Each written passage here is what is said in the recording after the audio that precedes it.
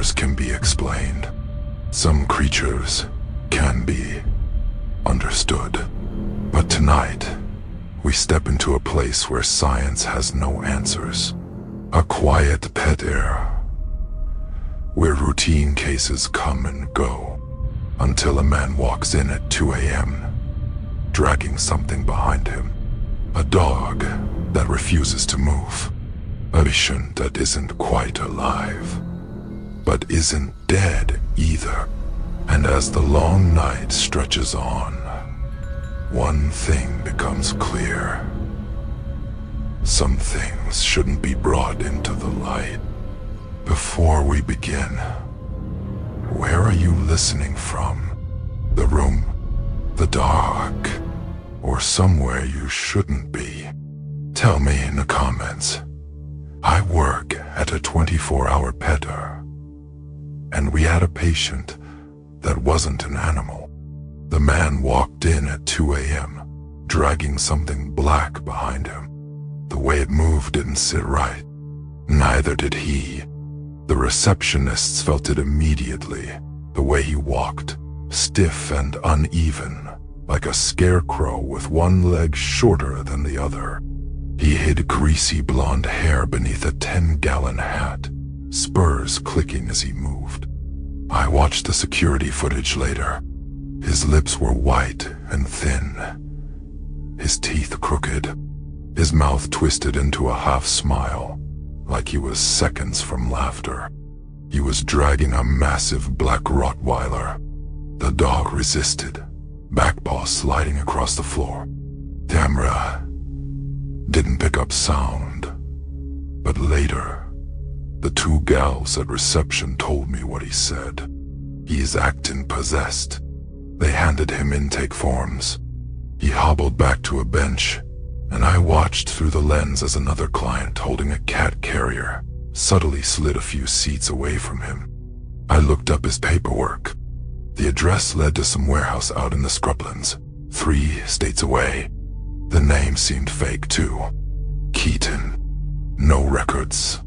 No online presence. It didn't seem to fit him.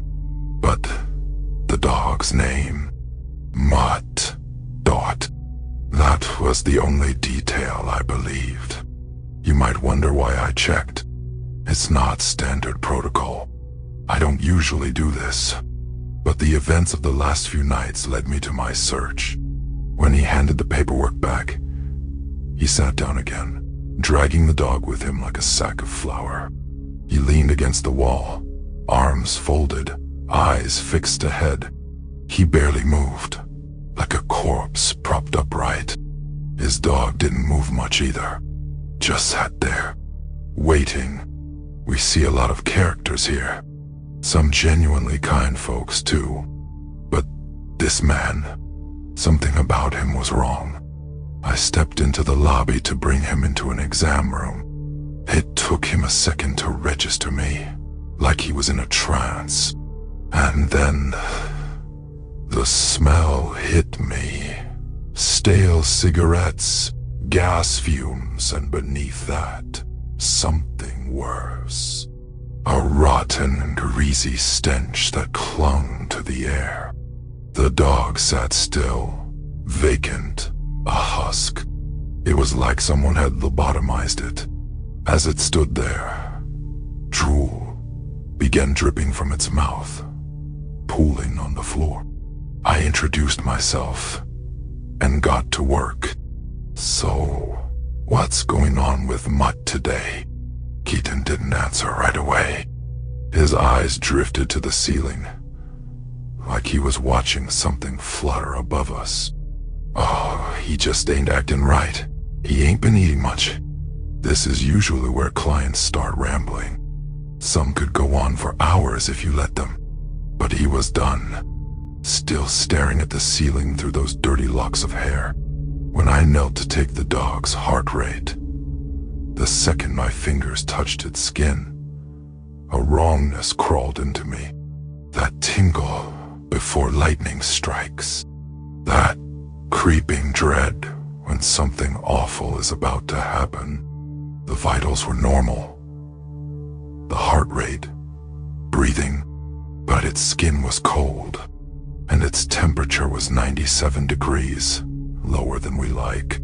I tented its skin, saw it was mildly dehydrated, but when I peeled back its loose lips to check its gums, I felt like I was too close to something I shouldn't be. The gums were pale, the pupils locked onto me, dilated. It wasn't growling, no hackles raised, just watching, like it was restraining itself. That feeling of unease was sickening. "Don't turn your back on M," the man said. I paused, mid-turn. "Excuse me, if you're gonna walk from him, do it facing. Otherwise, something bad might happen." No, nor see. No. I exhaled sharply, irritated. He'd watched me get close to the dog, lean in, take its temperature, listen to its heart rate. Yet now was the time he decided to warn me. It was aggressive. I liked this situation less and less. The man, the dog, the way this whole situation ached in my gut. I backed away, facing the dog. It watched me, intently, like I was prey, like I was meat. A few moments later, our on-site emergency veterinarian, Dr. Harkham, came in. Old school, no nonsense. He and Keaton exchanged few words. The vet recommended blood work and an overnight stay with an IV fluid drip. The dog needed warming up too.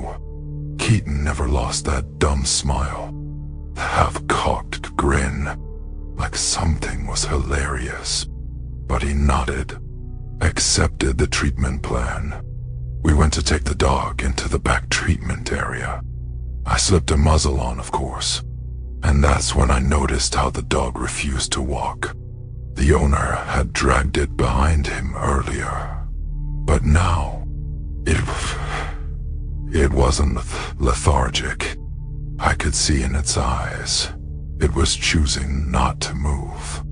I had a larger male staff member, Ryan, carry the dog for me. As he picked it up, he glanced at me. We didn't exchange words, but I knew he felt it too.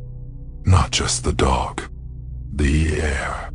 When we went to draw blood from its jugular, it didn't even react. Ryan held the dog steady, hands firm on either side of its head, jaws up. The needle slipped in. The syringe filled. The blood was cold. I ran it through the machines. Just mild dehydration. Some elevated lipase hinting at pancreatitis. No infection. Nothing to explain why it was so cold. We placed it into a heated kennel, tucked it in with blankets, hooked up the IV catheter. I was relieved when Keaton left. That was 3 days ago. That night was quiet, rare for an emergency hospital. We had another dog kenneled 2 spaces down from the Rottweiler. It was a cattle dog that had undergone emergency laparotomy. It had been doing fine. Normal vitals. Good. Appetite. Responsive. 2 hours later, I checked on it, and the cattle dog was dead. It had torn open its own incision. Somehow, it had gotten its cone off, and it had attacked itself. Not licking, not nibbling, it was destroying itself. Even when coils of intestine unfurled from its abdomen, it had kept biting at those guts, like they were coiled snakes and he was killing them. The dog was slouched over, head limp against the floor. The blood ran in bright ribbons, swirling toward the kennel drain behind him. which slurped up the blood greedily. The kennel was a bloodbath. It streaked the walls, spattered the ceiling. His intestines had leaked bile and partially digested sludge. The cattle dog's eyes were vacant orbs, glistening in the light. I stood still for a moment, taking in the horror, the violence, and 2 kennels down sat Mutt, sitting, watching, fluid drip running, heater humming, lips curled back, not panting, not whining, just smiling. His eyes reflected the fluorescent light, and for one sickening second, they looked almost human. Dr. Harkham made the call, but I heard every word, every choked sob through the thin walls of our office. The owner didn't just cry, they wailed. I'd seen plenty of death in this job, but this was different. This wasn't bad luck.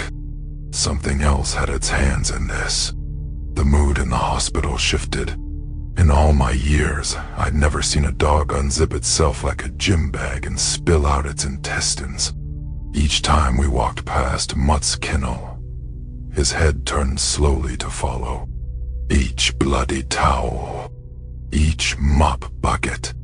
Every time we passed the cattle dog-sized body bag, zip-tied and labeled. Mutt watched. That night was quiet, but it didn't feel like a break.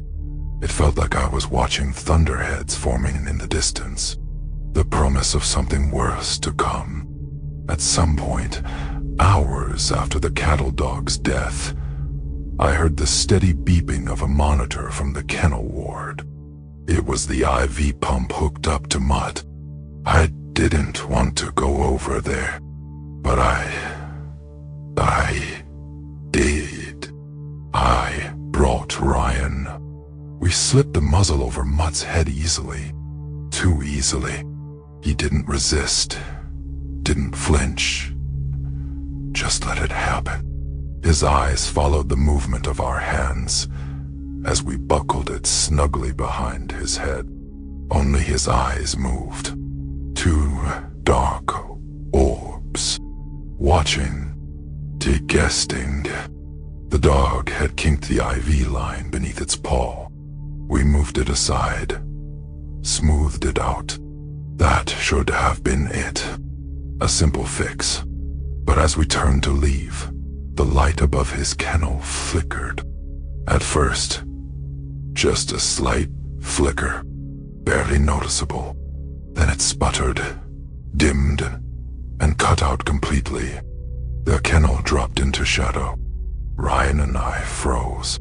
The only light now was a faint glow from the hallway behind us. We exchanged a glance. Neither of us spoke. Neither of us wanted to acknowledge what we were feeling. The air in the room changed. Heavy, buzzing, like the static before a storm. Then the 2 tube lights above Mutt's kennel flared so bright it hurt to look at them. Then a sizzle, and they died. Everything was silent. Ryan's back was to Mutt. Mutt lunged. It was a surge of violence, even with the muzzle strapped tight. A blur of black as Mutt's body lunged forward. The muzzled face rammed against Ryan's side, brutally smashing into him again and again. Ryan screamed. The dog was silent, except for the mechanical snapping of his jaws, working beneath the muzzle. Spittle flying. Ryan twisted, trying to stand, but the sudden attack had taken him off guard. I reacted without thinking, threw open the kennel door. Mutt rammed into Ryan again, harder this time. The sheer force knocked him off balance. Ryan writhed around to grab at Mutt. The moment he faced Mutt, the dog stilled. It stood there, silent, watching, bay bathed in the new darkness. Something was wrong with this dog. Not neurologically. Something deeper. Umlindao. It felt intelligent. It felt calculating. It felt evil. Ryan was shaken. And so was I. He showed me a large purple bruise blooming on the skin beneath his ribs. God, it was huge. But neither of us had any further inclination to talk about it. The rest of the night passed without incident. I focused on my other cases for the night. I saw a Chihuahua with pneumonia, a Persian cat having low-grade seizures, a tabby with proprioception deficits. I went through the motions, but my mind was elsewhere. Ryan seemed dazed, like something fresh had broken inside of him. It wasn't just shock, or trauma, or fear. It was more profound than that. I left for the night still shaken. Ryan didn't even wave goodbye. I chain-smoked cigarettes in my car before driving home. Flicked the butts out the window. My hands were shaking the entire ride, and when I finally collapsed into bed, I pulled my pistol out of my purse and slipped it under my pillow. And as the sun crept over the horizon, my dreams were wrong. I dreamed of a black face snarling in the dark, leaning in, sniffing, eyes like hollow pits, endless swirling galaxies within.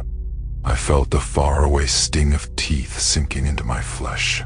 Not a bite, not an attack, but a slow, deliberate pressure, easing into my skin. When I woke, my sheets were damp with sweat. When I came in from my shift that night, I felt a deep sense of disappointment the second I walked past Mutt's kennel. He was still there. Heater, purring, eyes following. The lights above his kennel were still blown out. The ones beside them had started to flicker. Ryan called out sick. Said he'd been throwing up since the night before. I had a feeling there was more to the story, but I didn't have time to dwell on it. I shot him a text wishing him well. He read it, didn't reply, and that sinister, eerie man who called himself Keaton, his phone went straight to dial tone when we tried calling for a case update. He wasn't coming back. He'd paid half his bill up front in crisp, old $100 bills. We weren't getting the other half. The night was busier. I told my manager we shouldn't put any other dogs in that ward, but we didn't have a choice. Our small animal ward was on the other side of the building, but for the larger dogs, they had to go there. We admitted a Great Dane with liver disease. There was nowhere else to put him, so I placed him in the kennel farthest from Mutt, 2 down from the cattle dog that had ripped itself apart. When I went back to check on them 10 minutes later, I stopped cold. Mutt's kennel was wide open. The latch was undone. The door swung open. He wasn't on fluids anymore. No pump to beep. No leash. No sign of how it had happened. Just him, sitting at the threshold, staring, slack-jawed. I shut the kennel, latched it securely, left the room, came back with 2 plates of food. Immediately, I felt nauseous. The kennel was open again. I hadn't heard a sound, hadn't seen the door move. The only way to unlatch these kennels is with hands, with opposable thumbs. I slammed it shut again, this time locking it with a makeshift carabiner clip. I slid 1 plate of food under each kennel. I gave low-fat wet food for the Dane and critical care wet food for Mutt. I was walking away when I heard it. A sound that froze me. Not a growl, not a whine, It sounded like someone trying to speak through a mouthful of water, like a deep, male voice gargling on words before spitting them out. A dog trying to talk. I turned. Mutt sat there, watching, silent. Now, something tingled in the air, but the Dane had begun to cry. His plate of food lay spilled across the kennel floor. His hackles were raised, his body pressed against the back wall, eyes flicking toward the ceiling. He was feeling something. Something deep and inexplicable. I felt it too. When I reached for the kennel bars, the crying stopped. The Dane's body trembled. Then his whimpering changed. It deepened into a low, eerie sound, like a tornado siren. Then it stopped altogether. The dog went still, too still. Then, all at once, he attacked his own leg. Not chewing, not licking, ripping, breaking, deep pulverizing bites. Bone cracked. Blood spattered the kennel floor. It wasn't a dog in pain. It wasn't a dog in distress. It was something else. Something destroying itself with purpose. I couldn't go in there. If I did, he'd likely redirect onto me. Send me to the hospital. I turned and ran, shouting for help as I sprinted through the clinic. Doctor Harkham and two other techs, Angie and Denise, came rushing out of an exam room at the sound of my frantic screaming. I grabbed a rabies catchpole. The Dane was still going. The flesh of its leg hung in shreds, barely attached. Blood spurted like shots from a water gun, pulsing in rhythm with its heartbeats from a severed artery. I slipped open the kennel and looped the catchpole around its neck, tightening it hard, wrenching its head just enough to stop it from lunging. It snapped at the air, frantic, but no emotion behind it. Then, it latched onto the metal pole, not out of panic, not out of rage, out of a bizarre corruption of instinct. The sound was unbearable. Teeth breaking against metal, splintering, shattering. The flesh of its leg was nearly gone. Just a ragged mess of meat and exposed bone that flapped as it chewed at the metal. I saw part of a fractured canine fall out of its mouth. The catchpole was bloody, dented, but holding firm. The dog was weakening by the time Dr. Harkham arrived, slumping over in the pile of its own blood. By the time we managed to inject a sedative, it was too late. The blood loss was too severe. The Dane fully collapsed to the floor, body twitching, biting. Boom. All at once, its eyes glazed over, and it went still. Out of the corner of my eye, I saw Mutt, lips pulled back in a snarl, smiling. When is that fucking dog going to leave? I snapped, pointing at him. Dr. Harkham shot me a sharp look. His white coat was streaked with blood. His eyes were dark, hollowed with exhaustion. Something is wrong with it, I insisted. With him. All I see is a dog who just mutilated itself in our care, he said. The second one in 2 days. Don't worry about that fucking dog. We have bigger issues here. I have another owner to call. Another person I have to tell their pet killed itself.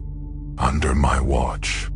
Oh, he flicked blood from his fingers, dragged a sleeve across his face. He was years past burnout, a shell of his former self. He couldn't see what I saw. He couldn't see the way Mutt watched.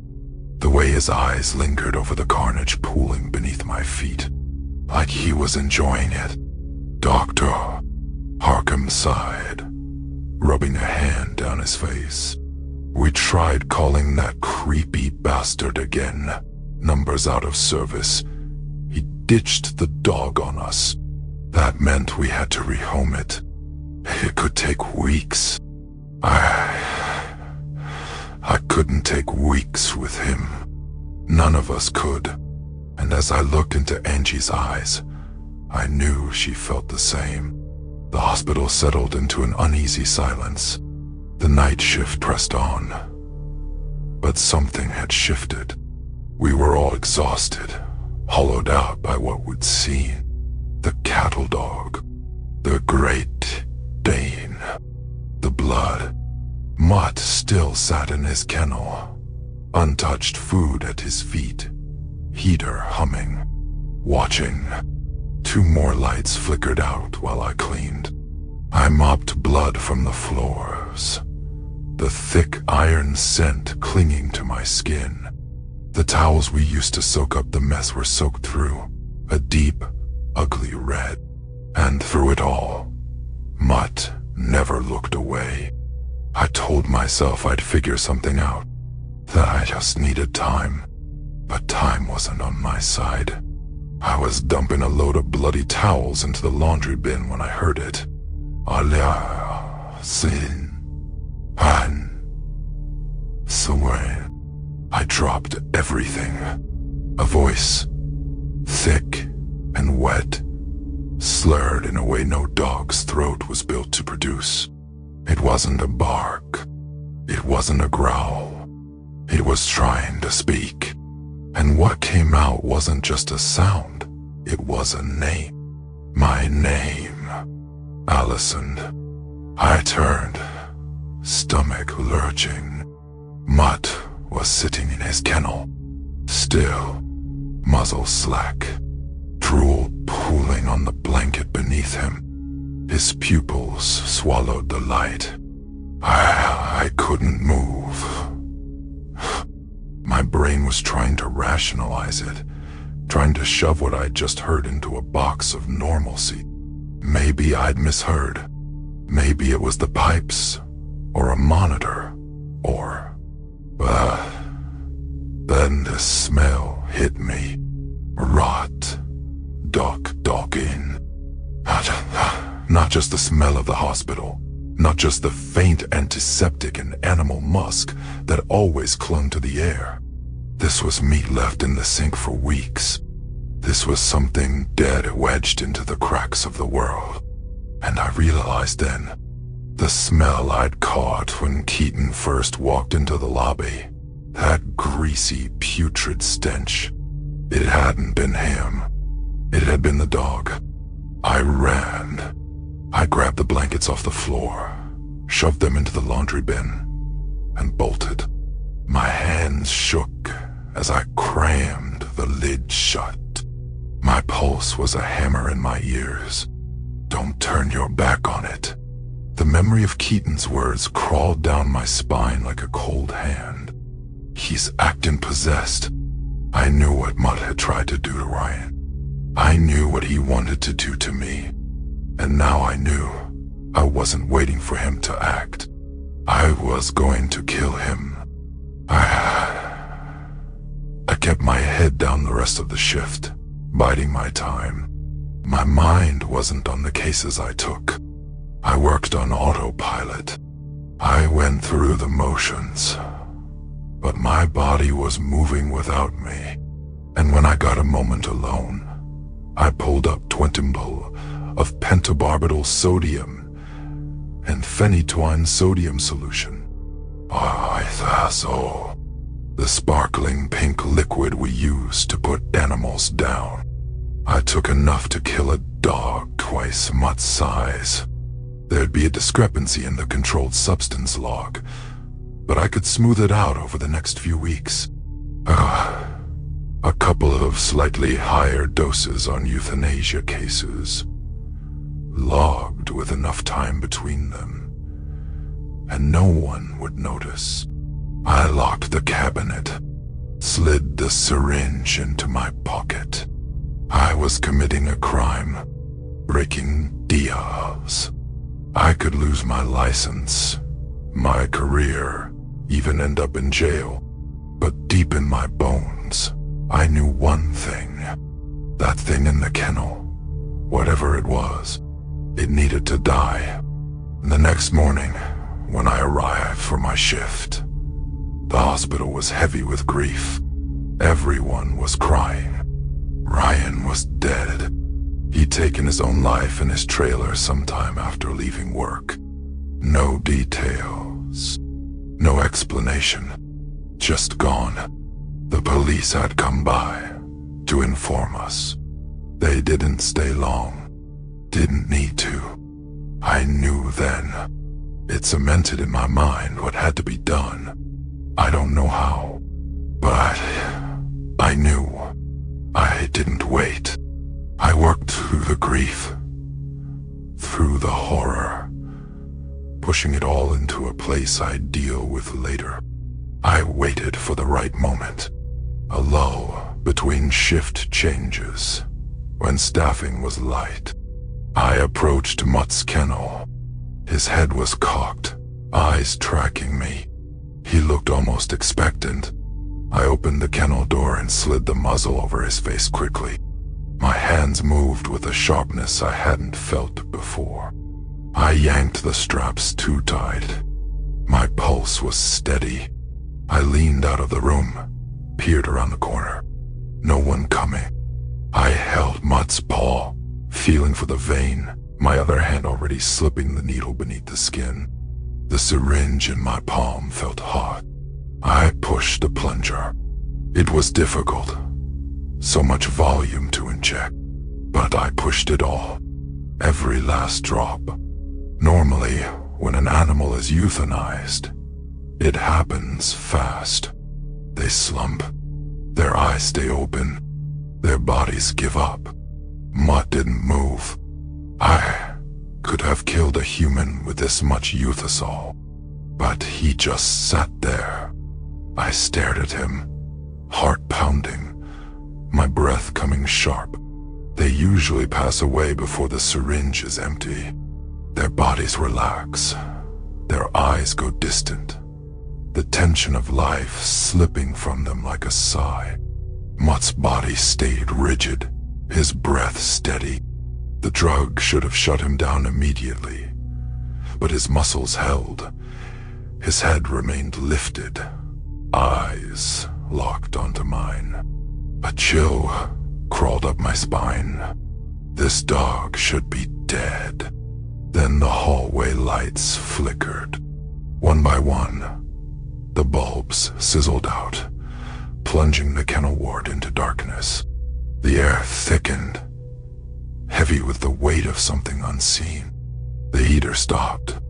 The only glow came from the exit sign at the far end of the hall, casting a weak green wash over the kennels. The shadows twisted around me. I couldn't move. The door to the kennel slammed shut behind me. My breath hitched. The silence was absolute. The only sound was the slow, wet rasp of Mutt's breathing. I could feel him in the dark, the weight of his presence gnawing at the air.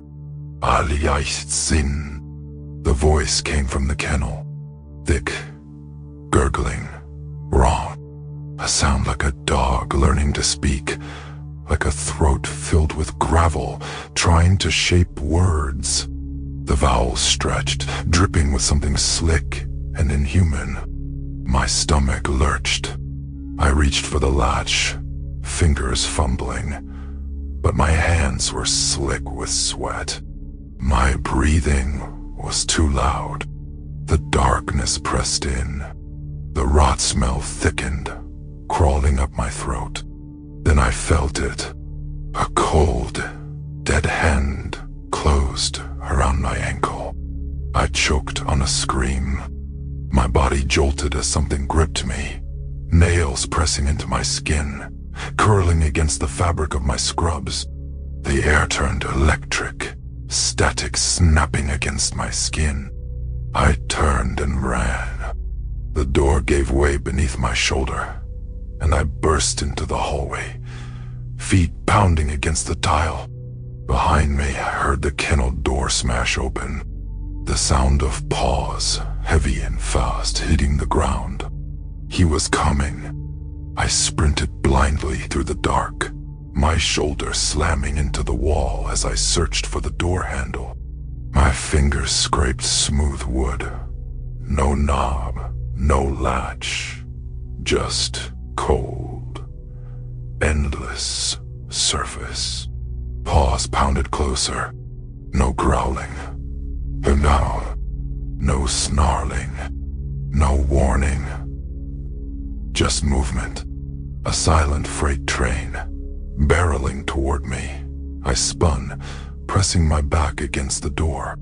The darkness was absolute, thick and suffocating. The emergency lights had died, swallowing the building in shadow. But I could hear him breathing.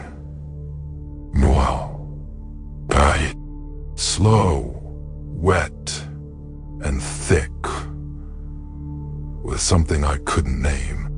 Then, a whisper of movement. So close I felt the air shift. I bolted down the hall.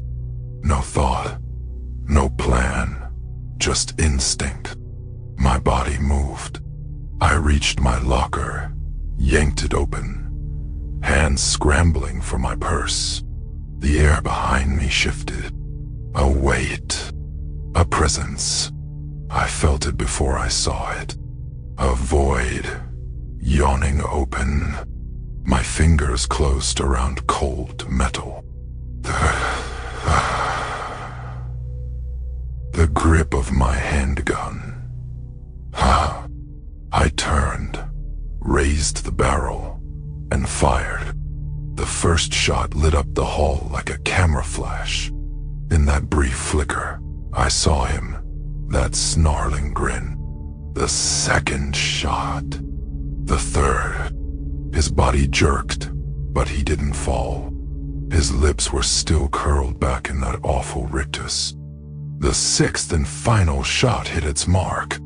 The left side of his skull caved inward, the muzzle of his face blown apart. His jaw sagged open, tongue limp, and even as he fell, his head twitched. A violent, unnatural snap of movement.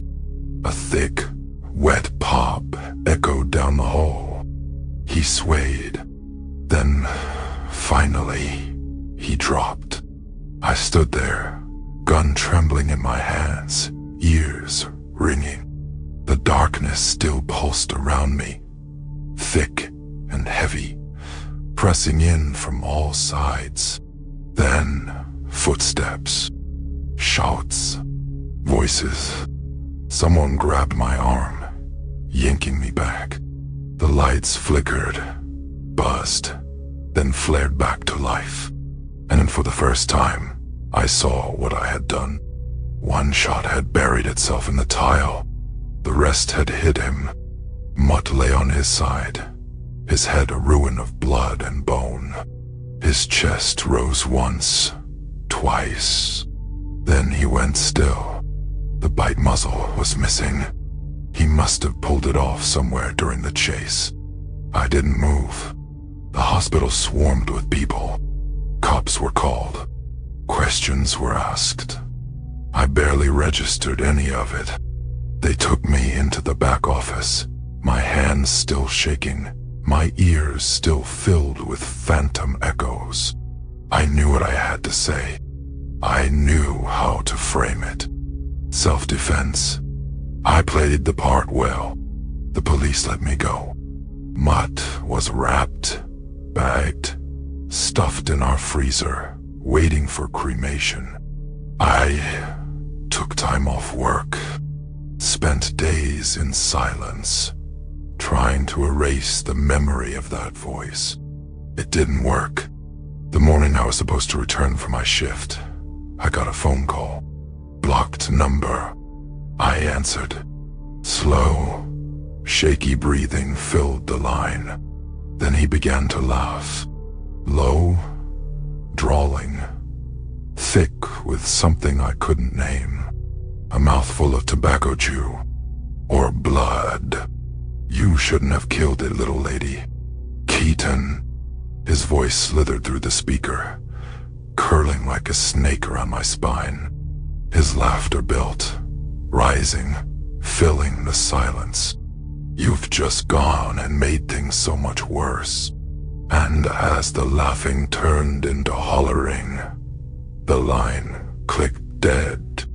I sat there, phone pressed to my ear, staring at nothing. His words sank into my bones. Gone and made things so much worse. My first thought was confusion. How did he get my number? My second thought was frantic. Those words struck a chord deep inside my marrow. He said I'd made things worse, and for some reason, deep down in my soul, I believed him.